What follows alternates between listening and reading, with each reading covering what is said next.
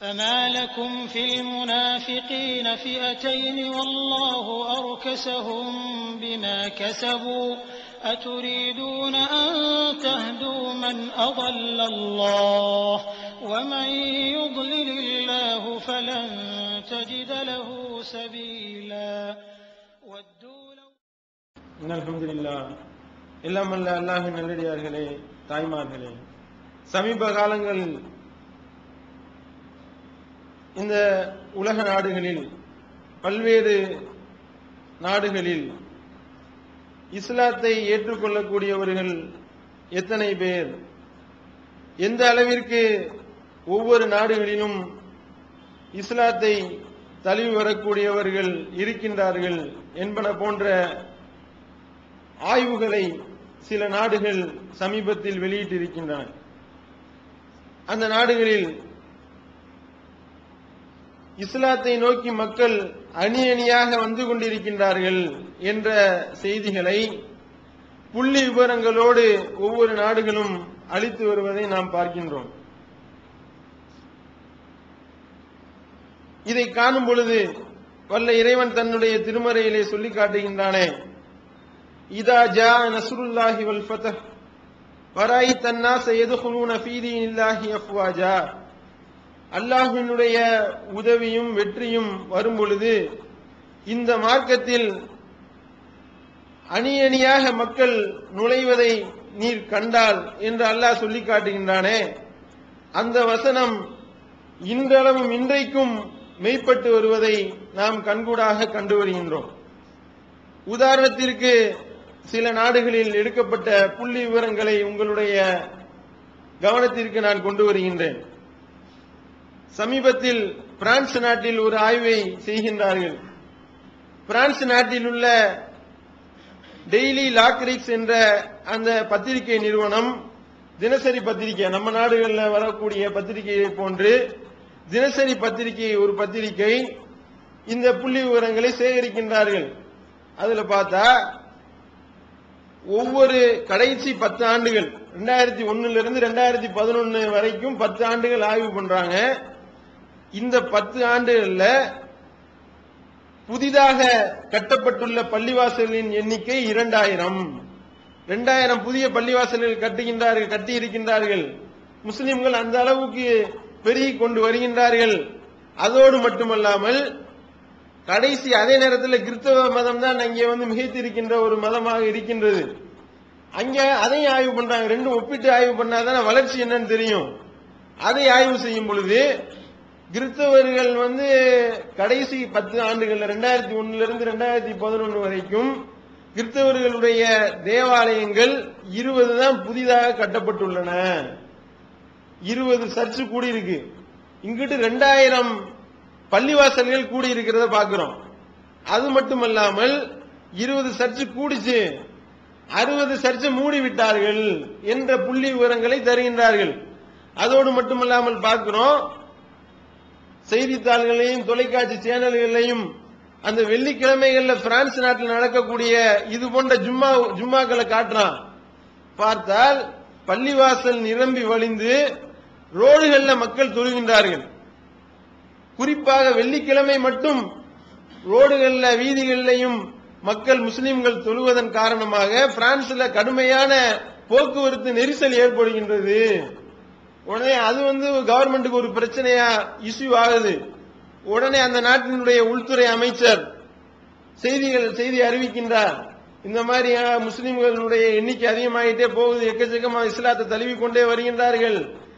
அவங்க தொழுகக்கூடிய அந்த தொழுகையினுடைய இடம் போதாம, பள்ளிவாசல்ல இடம் போதாம ரோடுகள்ல நின்று தொழுகிறது இந்த பிரான்ஸ் நாட்டினுடைய மதச்சார்பின்மையினுடைய தத்துவத்திற்கு எதிராக இருக்கு. ரோட்டில் எல்லாருக்கும் பயன்படுத்துறதுக்கு உண்டானதுதான ரோடு. அதுல போய் முஸ்லீம்கள் எல்லாரும் ஆக்கிரமிப்பு பண்ணிட்டீங்கன்னா நாங்க எப்படி எல்லாரும் போறது அப்படின்னு சொல்லிட்டு, அதற்கு நாங்க என்ன மாற்று ஏற்பாடு பண்றோம்னா, பயன்படுத்தப்படாத கட்டிடங்கள் இருக்கா இல்லையா, அந்த கட்டிடங்களை நாங்களே உங்களுக்கு ஏற்பாடு பண்ணி தர்றோம், அங்கே நீங்க உங்களுடைய தொழுகையை நடத்துங்க அப்படின்னு சொல்லி பிரான்ஸ் நாட்டினுடைய உள்துறை அமைச்சர் பேட்டி கொடுக்கிறார்.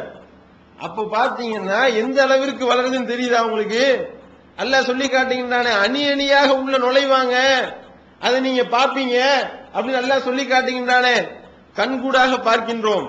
அதோடு மட்டுமல்லாமல் வருடத்திற்கு 180 பள்ளிவாசல்கள் அப்படியே கணக்கில் ஏறிக்கிட்டே போகுது, ஏறிக்கிட்டே இருக்கு சொல்வதை பார்க்கின்றோம். புள்ளி விவரங்கள் காட்டுகின்றன. பிரான்ஸ்ல மட்டும்தான் இந்த நிலையா என்றால் உலக நாடுகள் அனைத்திலும் இதுதான் நிலை. அமெரிக்காவில் எடுக்கப்பட்ட புள்ளி விவரங்களை CNN வெளியிட்டார்கள். வருடத்திற்கு 100 பள்ளிவாசல்கள் கூடிக்கொண்டே இருக்கின்றன.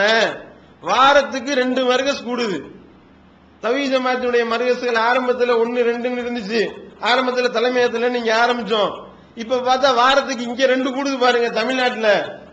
அப்படியே ஏறிக்கிட்டே போய் 1000 மர்கஸ்களை தொடக்கூடிய அளவிற்கு இங்கே ஏகத்துவ பிரச்சாரத்தினுடைய அந்த வீரியம் அதிகமாகி வருவது போன்று இதே வேளை ஒவ்வொரு நாடுகளிலும் இந்த சம்பவம் நடைபெற்றுக் கொண்டிருக்கின்றதை பார்க்கின்றோம். அமெரிக்காவில் வாரத்திற்கு 2 பள்ளிவாசல்கள் ஏறி கொண்டு போகுது. அதே நேரத்தில் கிறிஸ்தவ தேவாலயங்கள் மூடப்பட்டுக் கொண்டிருக்கின்றன. கிறிஸ்தவ தேவாலயங்கள் மூடப்படுவதோடு மட்டுமல்லாமல் அவைகளை முஸ்லீம்கள் வாடகைக்கு எடுத்து பள்ளிவாசல்களாக பயன்படுத்த ஆரம்பித்து விட்டார்கள். புள்ளி விவரங்களை காட்டுறான் CNN. அதே மாதிரி பாக்குறோம் சில தேவாலயங்கள் என்ன செஞ்சிடறான்னா வர ஆள் இல்லை அப்படின்னோனையும் நைட் கிளப்பா மாற்றப்பட்ட தேவாலயங்கள் நிறைய இருக்கு அப்படின்னு சொல்லி புள்ளி விவரத்தில் அதையும் காட்டுறான். இங்கிட்டு நீங்க பாத்தீங்கன்னா இது அமெரிக்காவினுடைய நிலை. இங்கிட்டு இங்கிலாந்துல நம்ம புள்ளி விவரங்களை எடுத்தால் இங்கிலாந்துல இதே மாதிரி ஃபைட் மேட்டர்ஸ் என்ற ஒரு நிறுவனம் ஒரு ஆய்வை வெளியிடுகின்றார்கள். அதே மாதிரி டெய்லி மெயிலையும் இதனுடைய புள்ளி விவரங்களை வெளியிட்டிருக்கின்றார்கள். என்ன புள்ளி விவரம் அப்படின்னு பார்த்தா ஒவ்வொரு வருடமும் இப்ப ஒரு 10 நாளுக்கு முன்பு வெளியான புள்ளி விவரத்தை தான் நான் சொல்றேன். ஒவ்வொரு வருடமும் 5 லட்சம் கிறிஸ்தவர்களை இங்கிலாந்து இழந்து வருகின்றது. 5 லட்சம் பேர் காலி. அவங்க மதத்திலிருந்து 5 லட்சம் பேர் மாறி போய் கொண்டிருக்கின்றார்கள். அதுல முஸ்லிம்கள் 39% அதிகரித்திருக்கின்றார்கள். இஸ்லாத்தை நோக்கி அப்படியே மாறிக்கொண்டே வருகின்றார்கள். அதோடு மட்டுமல்லாமல் இந்த நாத்திகவாதிகளாக மாறக்கூடியவர்கள் கொஞ்சம் ஜாஸ்தி ஆகிட்டு இருக்கிறான். பார்க்கிறான், வேதத்தை படிக்கிறான், அவருடைய சித்தாந்தத்தை வாசிக்கின்றார்கள். என்னடா சட்டம் சொல்றீங்க, என்ன இது ஒரு சித்தாந்தம், இது ஒரு வேதம், இது ஒரு மதமா என்று அப்படியே மதகுருமார்களுடைய அந்த பிரெயின் வாஷ்ல இருந்து விலகி இப்படிப்பட்ட ஒரு மதம் எனக்கு தேவையில்லை. இங்க எப்படி பெரியார் உருவானாரு? மதத்தில் உள்ள மூட நம்பிக்கைகள், மத வேதங்கள் சொல்லக்கூடிய அந்த தவறான வழிகாட்டுதலை படித்து விட்டு கடவுளே இல்ல போ அப்படின்னு சொல்லக்கூடிய நிலைக்கு மாறினார்களா இல்லையா? அந்த மாதிரி இங்கிலாந்துல 41% பேர் நாத்திகவாதிகளாக மாறி வருகின்றார்கள். புள்ளி விவரங்களை பார்க்கிறோம். அப்போ இதே மாதிரி தேவாலயங்கள் பள்ளிவாசல்களாக மாறிக்கொண்டு வருவதை நாம் பார்க்கின்றோம். இங்கிலாந்துல இருக்கக்கூடிய மான்செஸ்டர் தேவாலயம் ரொம்ப புகழ்பெற்ற ஒரு தேவாலயம். மான்செஸ்டர் ஜும்மா பள்ளிவாசலா இப்ப காட்சி தந்து கொண்டிருக்கின்றது பார்க்கிறோம். அப்போ இப்படி எந்த ஊர்ல எடுத்துக்கொண்டாலும் ஜெர்மனியினுடைய புள்ளி விவரத்தை பார்த்தா வருஷத்துக்கு 4000 பேர் மாறிக்கொண்டு வருகின்றார்கள். சுவிட்சர்லாந்துல இருக்கிறதே மொத்தமே 3 பள்ளிவாசல் தான். அங்கே இப்ப புதுசா இன்னொரு பள்ளிவாசல் கட்டி கொண்டு இருக்கின்றார்கள். காரணம் என்ன? இஸ்லாத்தை நோக்கி வரக்கூடியவர்களுடைய எண்ணிக்கை நாளுக்கு நாள் அதிகரித்துக் கொண்டே செல்ல செல்ல செல்ல செல்ல ஒரு மிகப்பெரிய ஒரு அமைதி புரட்சி இந்த உலகத்தில் ஏற்பட்டுக் கொண்டிருக்கின்றது. இதை நம்ம சொல்லல, முஸ்லீம்கள் சொன்னாலோ முஸ்லீம்களுடைய பத்திரிகைகள் சொன்னாலோ நீங்க உங்களுக்கு தகுந்த மாதிரி நீங்க பேசிக்கிட்டீங்க, உங்களுக்கு தகுந்த மாதிரி நீங்க எழுதிக்கிட்டீங்க என்று சொல்லிவிடுவார்கள். போன வாரம் போப்பாண்டவர் அறிக்கை கொடுத்திருக்கின்றார். என்ன அறிக்கை விடுறாரு? இஸ்லாம் தான் இந்த உலகத்தில் மிக அதிகமாகவும் வேகமாகவும் பரவி வரக்கூடிய ஒரு மார்க்கம். நாமெல்லாம் நினைச்சுக்கிட்டு இருக்கிறோம் கிறிஸ்தவர்கள் தான் இருக்கிறதுலே ரொம்ப ஜாஸ்தியா இருக்கிறார்கள், கிறிஸ்தவர்களுடைய ஜனத்துவம் தான் ஜாஸ்தி, உலகத்திலே அதிகமான மக்கள் பின்பற்றக்கூடிய மதம் கிறிஸ்தவ மதம் தான் நம்ம விளங்கி வைத்திருக்கின்றோம். நமக்கு தெரியாத விஷயம்லாம் போப்புக்கு தெரியுது. இந்த உலகத்திலேயே அதிகமாக மக்கள் பின்பற்றக்கூடிய மார்க்கம் இஸ்லாம் தான். 132 கோடி பேர் இதை ஃபாலோ பண்றாங்க. கிறிஸ்தவ மார்க்கம் பின்னாடி போயிட்டு இருக்கு. 112 கோடி பேர் தான் இதை ஃபாலோ பண்ணிட்டு இருக்கிறாங்க. ஒவ்வொரு வருடமும் கிறிஸ்தவ மதத்தில் இருந்தும் யூத மதத்தில் இருந்தும் 40,000 பேர் இஸ்லாத்தை நோக்கி மாறிக்கொண்டு வருகின்றார்கள். போப்பாண்டவர் அறிக்கை வெளியிடுறாரு. வாட்டிக்கன் இணையதளத்தில் அதிகாரப்பூர்வமாக இந்த செய்தியை வெளியிடுகின்றார்கள் என்றால் பாத்தீங்களா, இஸ்லாத்தை நோக்கி மக்கள் வரக்கூடிய அந்த வருகை அல்லாஹ் சொல்லி காட்டுகின்றானே, அணி அணியாக அலை அலையாக உள்ளே நுழைவதை நீங்கள் பார்ப்பீர்கள். அப்படி பார்க்கும் பொழுது அல்லாஹ் சொல்லுகின்றானே, கண்கூடா இப்பயும் பார்க்கிறோம். சரி, இப்படி வருகின்றார்கள், இதுக்கெல்லாம் என்ன காரணம்? இதை நம்ம யோசிக்கணுமா இல்லையா? இதை நம்ம யோசிக்கிறதுக்காக தான் இவ்வளவு விஷயத்தை நம்ம உங்களுக்கு சொல்றோம். வெறுமனே இத்தனை பேர் வர்றாங்க அப்படின்னு சொல்லி கேட்டுட்டு போவதற்காக சொல்லப்படவில்லை. ஏன் வருகின்றார்கள்? அமெரிக்காவிலும் ஆஸ்திரேலியாவிலும் அளவுக்கு அதிகமாக இஸ்லாத்தை நோக்கி வரக்கூடியவர்களுடைய சதவீதத்தை பார்த்தால் அதிகமான பேர் கருப்பர்களாக இருக்கிறத பார்க்கிறோம். கருப்பினத்தை சேர்ந்தவர்கள் நீக்கிறோன்னு சொல்றோமா இல்லையா? அவர்கள் தான் அளவுக்கு அதிகமா இஸ்லாத்தை நோக்கி வர்றான். காரணத்தை கேட்டா காரணம் சொல்லாமலே விளங்கும். இங்க இருக்கக்கூடிய சமத்துவம், இங்க இருக்கக்கூடிய சகோதரத்துவம் யாரும் போய் பிரச்சாரமா பண்ணிக்கிட்டு இருக்காங்க. அமெரிக்காவிலையும் ஆஸ்திரேலியாவிலையும் பிரிட்டன்லையும் போய் இஸ்லாமிய தாவா நடந்து கொண்டிருக்கின்றதா? இவர்கள் நடத்துகின்றார்களே, இந்த மாதிரியான சேனல்கள் நடத்துகின்றார்களா? இவர்கள் நடத்துகின்றார்களே, இது போன்ற ஜப கூட்டங்கள் நடத்தி கொண்டிருக்கின்றார்களா? அப்புறம் எப்படி இவ்வளவு பேர் வருகின்றார்கள்? பாக்குறான், கண்கூடா பாக்குறான். நம்மளை நீக்குறோம்னு சொல்லி நாயை விட்டு கடிக்க விடுறான். நாயை விட கேவலமாக நம்மை நடத்துகின்றார்கள். இங்க பார்த்தா இஸ்லாத்துல உலக மகா மாநாடு என்று போடுகின்றார்கள், ஹஜ்ஜு. பார்த்தா நீக்குறோவும் வெள்ளை இனத்தை சேர்ந்தவன் ஒரே மாதிரி போறானே, ஒரே மாதிரி ட்ரெஸ் அணிஞ்சு கொண்டு ஒரே வரிசையில நிக்கிறானே. இன்னும் சொல்ல போனா சில இதுல இவன் முன்னாடி நிக்கிறான், வெள்ளையா இருக்கிறவன் பின்னாடி நிக்கிறானே. கண்கூடா பார்த்தா இதுதான் சரியான மார்க்கம். விளங்கி வருகின்றார்களா இல்லையா? அதே மாதிரி பார்க்கிறோம், இந்த நாட்டில் இருக்கக்கூடிய சட்ட திட்டங்களும் அவர்கள் ஒவ்வொருவரும் சந்திக்கக்கூடிய பிரச்சனைகளும் அது அவனுக்கு இஸ்லாத்தை நோக்கி அவனை தள்ளக்கூடியதாக இருக்கின்றது. ஒவ்வொருத்தவனும் பாதிக்கப்படுறான், ஒவ்வொருத்தவனுக்கும் பலவிதமான பிரச்சனைகள். அந்த பிரச்சனைக்கு எல்லாம் என்ன தீர்வு என்று தேடி அலைகின்றார்கள். இஸ்லாத்தை பார்க்கின்றார்கள். அது அவர்கள் என்ன அவர்களுடைய தேடல் இருக்கின்றதோ, என்ன அவர்களுடைய ஏக்கமாக இருக்கின்றதோ அதுக்கு இஸ்லாத்துல அப்படியே பதில் கிடைக்கிறத பாக்குறான். பார்த்தா இதைத்தானோட நான் தேடிக்கிட்டு இருந்தேன். ஒருத்தன் கடுமையான பசியில இருக்கிறான்னு வைங்க, பயங்கரமான பசியில சாப்பாடே போடாம பல நாட்கள் வாடி கிடந்தவனுக்கு சூப்பரான ஒரு ஹோட்டல் தெரிஞ்சா என்ன ஆகும்? அந்த ஹோட்டல்ல கூட்டம் கூட தானே செய்யும். ஏன் இவ்வளவு கூட்டம் கூடுதுன்னா அவனுக்கு தேவையானது இங்க கிடைக்குது, அதனால போகின்றார்கள். இதுல நாம பயங்கரமா மிரட்டி மதம் மாற்றோம் என்ற பிரச்சாரங்கள் ஒரு பக்கம். இப்ப சமீபத்தில் பார்த்திருப்பீங்க, பாகிஸ்தானை சேர்ந்த 3 பெண்களை மிரட்டி மதம் மாத்திட்டாங்க அப்படின்னு ஒரு பொய்யான செய்திகளை ஊடகங்கள் பரப்புனதை நீங்கள் எல்லாம் அறிந்திருப்பீர்கள். அந்த 3 பெண்களையும் மீட்டு எப்படியா அவர்களை எப்படியாவது அதுல இருந்து மீட்டு அவங்களுடைய தாய் மார்க்கத்தை சேர்க்கணும். அந்த நாட்டு வெளியுறவுத்துறை அமைச்சர் கோரிக்கை வைத்துள்ளார், இந்த நாட்டு வெளியுறவுத்துறை அமைச்சர் கோரிக்கை வைத்துள்ளார் சொல்லி ஊடகங்கள்ல செய்தியை போட்டு விடுறான். பாகிஸ்தான் கோர்ட்ல பொம்பளைகளை கூப்பிட்டு விசாரிக்கிறான், என்னம்மா யாருமா அவனை மிரட்டினா? என்ன யாரும் மிரட்டலையே, நானா விரும்பி இஸ்லாத்தை ஏத்துக்கிட்டேங்க அப்படின்னு சொல்லி அவர்கள் பதில் சொன்னவனையும் இவர்களுடைய மூக்குடையப்பட்டு இவர்கள் கூனி குறுகி கேவலப்பட்டு நிற்பதை பார்க்கிறோமா இல்லையா?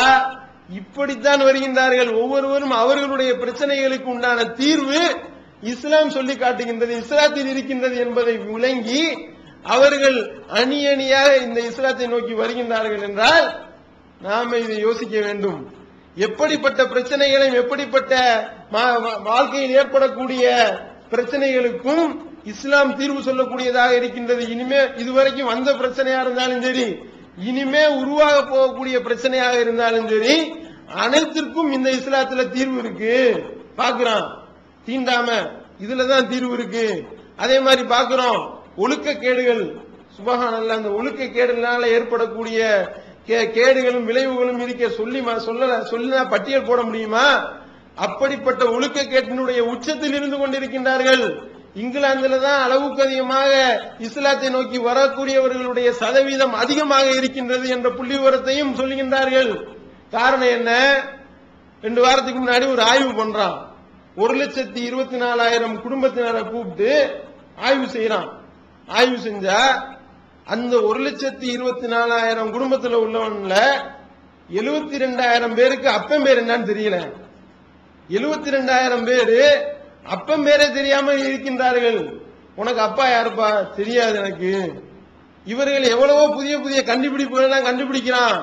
இவன் அப்பனே கண்டுபிடிக்கிறதுக்கு நம்ம ஒரு கண்டுபிடிக்க வேண்டிய நிலைக்கு அவர்கள் இருக்கின்றார்கள் என்றால் 72,000 பேருக்கு அப்பன் இல்லைன்னா என்னப்பா இது ஆச்சரியமா இருக்கு அப்படின்னு சொல்லி நாம லண்டன்ல உள்ள நம்மளுடைய கிளை நிர்வாகி கிளை தலைவர் ஜஹீருக்கு தொடர்பு கொண்டு கேட்டா கதையா சொல்றாங்க. உங்களுக்கு தெரியாதா இங்க உள்ள மேட்டர்லாம்? சிங்கிள் மதர்னு ஒண்ணு வச்சிருக்கிறாங்க. என்ன அது சிங்கிள் மதரு? அதாவது ஸ்கூலுக்கு அனுப்பி விடுறாங்கல்ல பிள்ளைங்களை, 11 வயசு 12 வயசு, அதாவது 7வது 8வது 6வது படிக்கும் பொழுதே வயசுக்கு வந்த நிலையில எவனோடையாவது உடல் உறவு வைத்து குழந்தை பெற்று விடுவாங்களாம். குழந்தை பெற்றா யாருக்கு அந்த குழந்தை பிறந்ததுன்னு தெரியாது. அவங்களுக்கு பேர் சிங்கிள் மதர். இந்த சிங்கிள் மதருக்கு நாடு மசூரா பண்ணி முடிவெடுக்கிறான். என்ன முடிவு? சிங்கிள் மதர் ரொம்ப சிரமப்படுறாங்க, ரொம்ப கம்மியான வயசா இருக்கிறாங்க, அந்த வயசுல குழந்தை வேற பெற்றுட்டாங்க, இந்த குழந்தைய பாதுகாக்க ஆள் இல்ல, இந்த குழந்தைய இவங்க எப்படி வளர்ப்பாங்க, அதனால நீ என்னடா செய்யற? அதனால அரசாங்கம் நம்ம அவங்களுக்கு மானியம் கொடுப்போம், மாசம் மாசம் மானியம் கொடுக்கறாங்க. மானியம் கொடுக்கறானா? அதோடு மட்டுமல்லாமல் இலவச வீடு வேற, ஃப்ரீ வீடு. சிரமப்படுறாங்களா இல்லையா? அதனால அதோடு மட்டுமல்லாமல் இலவச வீடு கொடுத்ததோடு மட்டுமல்லாமல் அவங்க படிக்க வைக்கிறதுக்கு கல்வி உதவித்தொகை வேற, மாசம் மாசம் மானியம் வேற, உதவித்தொகை வேற, வீடு வேறன்னா படிக்கக்கூடியவன் நான் டாக்டர் ஆகணும் இன்ஜினியர் ஆகணும்னு வருவானா? அப்படி வரக்கூடிய பெண்கள் நான் டாக்டர் ஆக போறேன் இன்ஜினியர் ஆக போறேன்னு வருவாங்களா? இல்ல நான் சிங்கிள் மதர் ஆக போறேன்னு வருவாங்களா? இப்படி 72,000 பேருக்கு அப்பன் பேர் தெரியாம இருக்குமா இல்லையா? இது 72,000 பேர் தான் மொத்தம். நீங்க நினைச்சிடக்கூடாது. 1,24,000 குடும்பத்துல 72,000. இங்கிலாந்து முழுவதும் கணக்கெடுத்தோன்னு வைங்க, பாதி பேருக்கு அப்பன் பேர் தெரியாம, பாதி இல்ல முக்காவாசி பேருக்கு அப்பன் பேர் தெரியாது என்ற நிலை ஏற்படும் என்றால் வெக்ஸாராம். இதுக்கெல்லாம் என்னடா தீர்வு? இதுக்கு ஒரு வடிகால் இல்லையா? இப்படிதான் அவுத்து விடுவாங்களா? இவங்க இஷ்டத்துக்கு இப்படி செய்வாங்களா? நமக்கு அப்ப யாருன்னு தெரியாமன்னா நம்ம ஏண்டா வாழ்றோம் என்று விரக்தியின் மூலம், விரக்தியினுடைய உச்சத்துல போகும் பொழுது கடவுளே இல்ல போடா அப்படின்னு சொல்லி நாத்திகவாதியாக உருவெடுக்கக்கூடிய நிலைக்கு அவர்கள் தள்ளுகின்றார்கள். 39% பேர் இஸ்லாத்தை தழுவுகின்றார்கள், 41% பேர் நாத்திகவாதியான. காரணம் என்ன? படிக்கிறான். இது சரியான சித்தாந்தமா தெரியலையே. பைபிளை வாசிக்கிறவனுக்கு அது ஆபாசத்தையும் அசிங்கங்களையும் போதிக்கக்கூடிய ஒரு வேதமாக இருக்கும். எந்த இடத்திலையும் மனிதன் பாதிக்கப்படும் பொழுது ஒரு ஆன்மீக வடிகால் இருக்காதா கிடைக்காதா என்று ஏங்கக்கூடிய நிலை இருக்கும். ஒவ்வொரு நிலையிலும் இருக்கின்றது. இந்த நாட்டிலே பாக்குறோமா இல்லையா? நித்யானந்தான்னு ஒருத்தவனை போட்டு அவ்வளவு நாரடிச்ச பிறகும் அவன் உட்கார்ந்துகிட்டு நான் 6 வயசு சின்ன பிள்ளை மாதிரி நான் பேட்டி கொடுக்குறான். அதையும் உட்கார்ந்துகிட்டு ஒளிபரப்பிக்கிட்டு இருக்கான்னா மக்கள் ஆன்மீகத்தின் பக்கம் தேடல் உடையவர்களாக இருக்கின்றார்கள். என்ன சொன்னாலும் நான் அந்த பெண்ணோட ஒரு குழந்தை மாதிரி இருந்தேன் அப்படின்னா, குழந்தையா இருந்திருக்காருப்பா, பச்சை குழந்தை நம்ம கொஞ்சிருது இல்லையா என்று அவர்கள் கேட்கக்கூடிய நிலைக்கு ஆன்மீகம் உச்சகட்டத்திற்கு தள்ளுகின்றது அந்த போதை. அப்படின்னும் பொழுது இவன் இந்த மாதிரியா வெக்ஸா இருக்கக்கூடிய ஒரு நிலையில அவன் போய் ஏதாவது வேதத்தை தேடுவானா இல்லையா? வேதத்தை தேடும் பொழுது இந்த வேதம் தான் அவனுடைய வேதம். காரணம் என்னவென்றால் இங்கிலாந்தில் இருக்கக்கூடியவர்கள் பெரும்பாலானவர்கள் கிறிஸ்தவர்கள் தான். கிறிஸ்தவர்களாக இருக்கும் பொழுது அவர்கள் சொல்லக்கூடிய அந்த வேதத்தை படிக்கத்தான் போவார்கள். படிக்கும் பொழுது என்னடா இது நம்ம இவ்வளவு வெக்ஸாகி போய் இந்த வேதத்துல இது அதை விட நம்மளை வழிகெடுக்கக்கூடியதா இருக்கே அப்படின்னு பார்த்தான்னா ஒண்ணு நாத்தியவாதியா மாறிடுறான், இல்லனா இதுக்கு என்னதான் தீர்வு, இதை எப்படிதான் டீல் பண்றது? அவனுடைய தேடல் அதுக்கு இஸ்லாம் தீனி போடுது. அதோடு மட்டுமல்லாமல் இந்த தீர்வுகளை அவன் பார்க்கும் பொழுது நம்மளே பார்க்கிறோம், உலகத்தில் நடக்கக்கூடிய ஒவ்வொரு செயல்களையும் பார்க்கும் பொழுது இதுக்கு இந்த மாதிரி தீர்வு சொன்னா சரியா வராதுன்னு ஒவ்வொருடைய உள்ளமும் சொல்லுகின்றது. ரஷ்யால இப்ப ஒரு சட்டம் போட்டாங்களா தெரியுமா? ரஷ்ய பார்லிமெண்ட்ல ஒரு சட்டத்தை ஒப்புதல் வாங்கலாம். என்ன புதிய சட்டம்? பாலியல் சேட்டைகள் செய்பவர்களுக்கு காயடித்து ஆண்மை நீக்கம் செய்ய வேண்டும். போலந்து போர்ச்சுகல் எல்லாம் இந்த மாதிரி ஆண்மை நீக்கம் செய்யற தண்டனை தான் கொடுத்துக்கிட்டு இருக்கிறாங்க. நீங்க விசாரிக்க பாலியல் சேட்டை, அதுவும் சிறுவர்களிடத்துல பாலியல் சேட்டைகள் செய்பவர்களிடத்துல அவங்களை கொண்டு போய் சிறைச்சாலையில் அடைச்சு வைக்கிறோம். சிறைச்சாலையை பார்த்தா அதுல நடக்கிற கூத்துக்கள் சொல்லவா வேணும்? நீங்க தான் பார்த்துக்கிட்டு தானே இருப்போம், ஒவ்வொருத்தரும் பாக்குறோமா இல்லையா? இந்த இன்னைக்கு கூட பேப்பர்ல பாத்தீங்கன்னா தெரியும், இந்த இத்தாலி கப்பல்ல இருந்து 2 பேரை ஒருத்தன் சுட்டு கொண்டான். அவன் நேற்று மனு போட்டிருக்கான் கொல்லம் கோர்ட்டுல. இந்த மாதிரி எனக்கு சிறைச்சாலையில டிவி பாக்குறதுக்கு டிவி வேணும் அப்படின்னு கோர்ட்ல கேச போட்டு மனு கொடுத்து அவன் கொல்லம் நீதிபதிகள் டிவிலாம் கொடுக்க முடியாது உனக்கு, அவன் தீர்ப்பு சொல்றத பாக்குறோம்.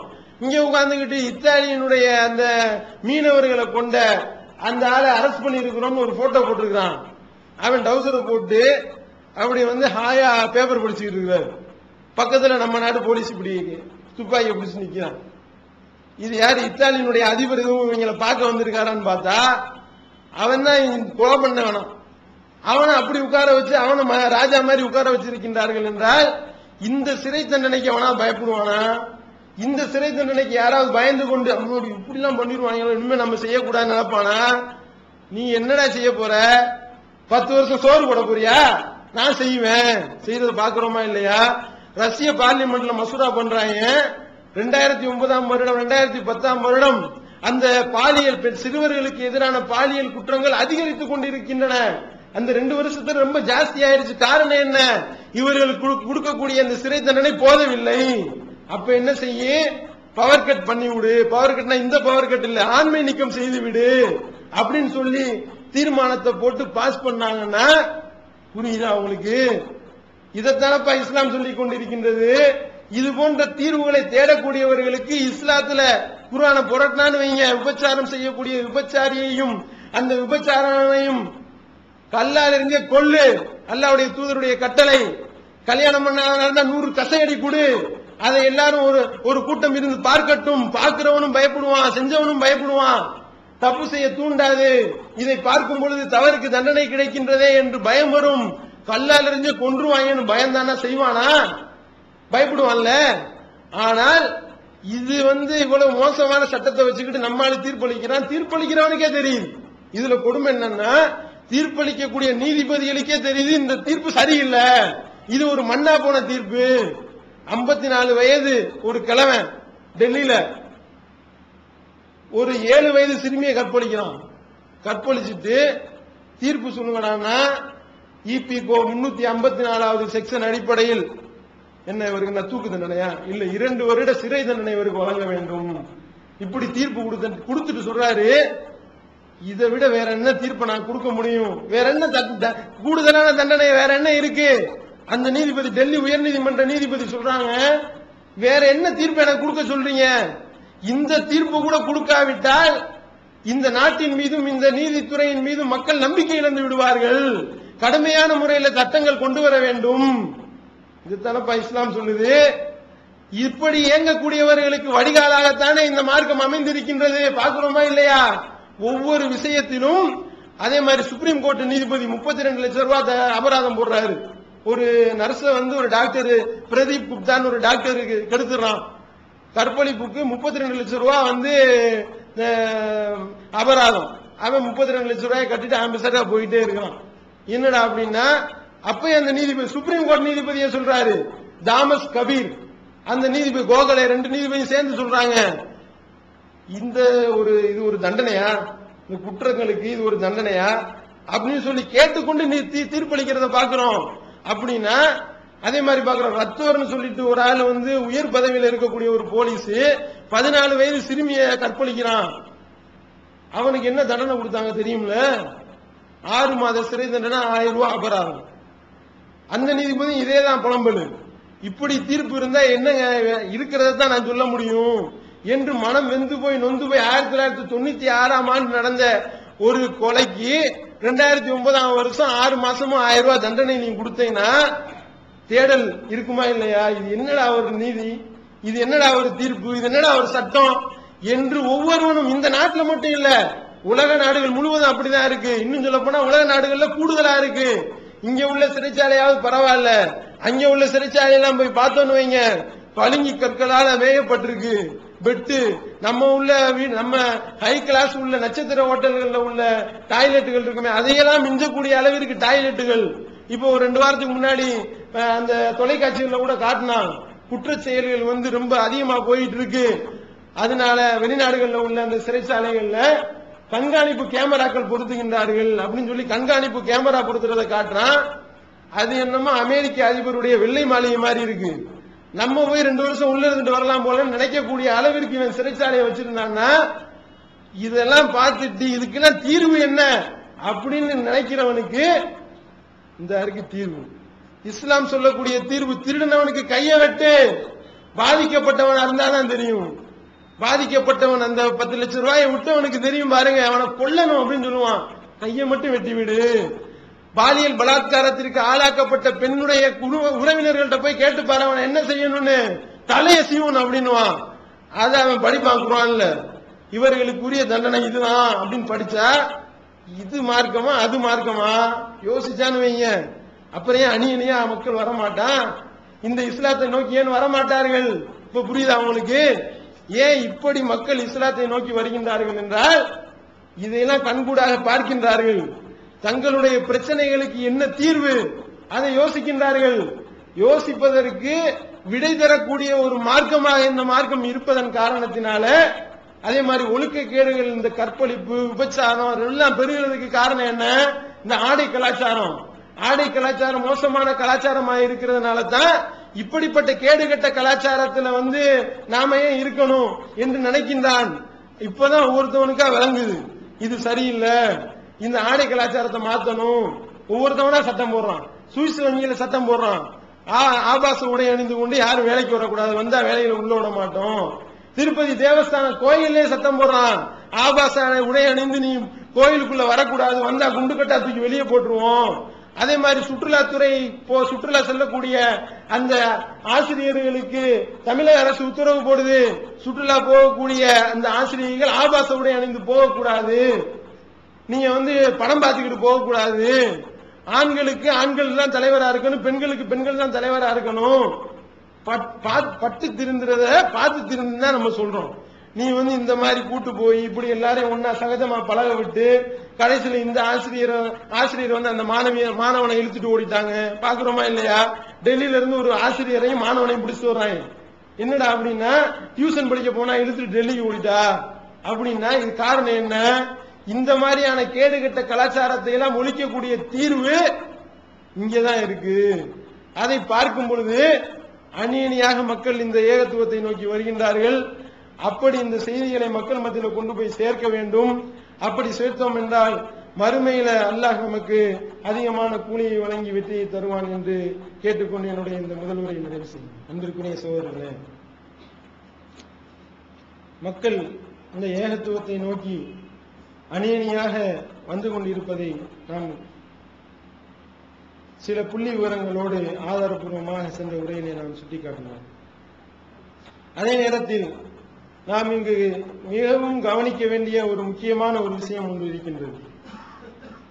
இப்படி இஸ்லாத்தை நோக்கி மக்கள் சாறை சாறையாக அணியணியாக வந்து கொண்டிருக்கின்றார்களே, இதற்காக இப்படி நடக்கக்கூடிய நாடுகளில் பிரத்யேகமாக எந்த விதமான பிரச்சாரங்களும் செய்யப்படவில்லை.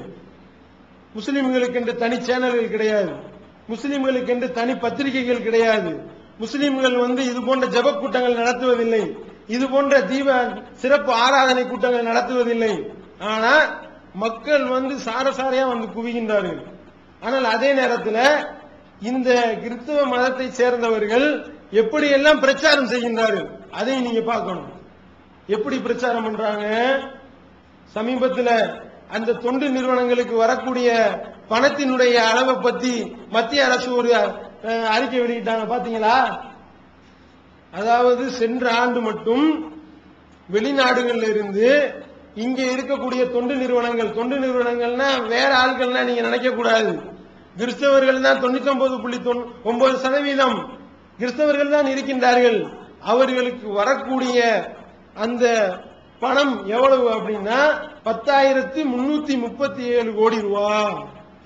10,337 கோடி ரூபாய் இவனுக்கு மத பிரச்சாரம் செய்வதற்காக அமெரிக்கா, இங்கிலாந்து, நெதர்லாந்து போன்ற நாடுகள் இருந்து வருதுன்னா, அதுல குறிப்பா தமிழகம் தான் 2வது இடத்துல இருக்கு. தமிழகத்துக்கு 1,650 கோடி ரூபாய் வருது.